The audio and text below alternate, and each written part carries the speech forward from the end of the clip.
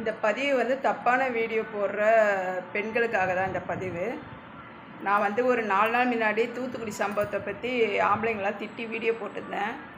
அதுக்கு ஒரு பிரதர் வந்து கேட்குறாரு, ஜென்ஸுங்களை மட்டுமே சொல்கிறீங்களே, லேடிஸுங்க வந்து தரம் இல்லாமல் ஆட தொட்டு தானே இந்த மாதிரிலாம் பிரச்சனைங்க வருது அப்படி சொல்கிறாரு.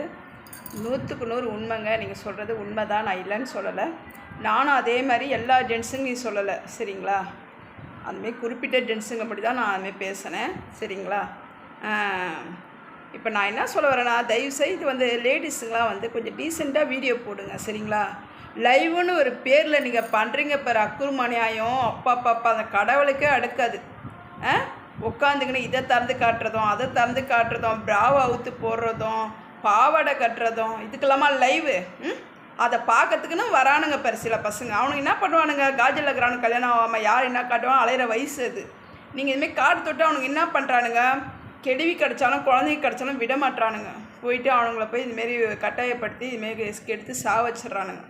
தயவு செய்து வந்து லைவ் போடும்போது கொஞ்சம் டீசெண்டாக போடுங்கப்பா, சரிங்களா? இதனால் ஒரு பொம்பளை, கொஞ்சம் பொம்பளைக்கு ஒரு பொம்பளை சொல்ல மாட்டேன், யூடியூப்பில் நிறைய இருக்குதுங்க. இதுங்களால் எல்லார பேரும் கெடுது. வீடியோ போடுறது எவ்வளோ வழி இருக்குதுங்க. நல்லா ட்ரெஸ் பண்ணி நல்லா சேரீ கட்டி பாட்டு பாடி போடுங்க, டான்ஸ் ஆடி போடுங்க, டீசெண்டாக சமையலை பண்ணி போடுங்க.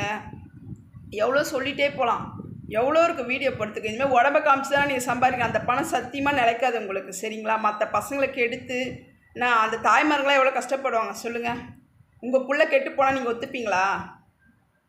என்ன ஜென்மங்களோ நீங்கள்லாம், சி.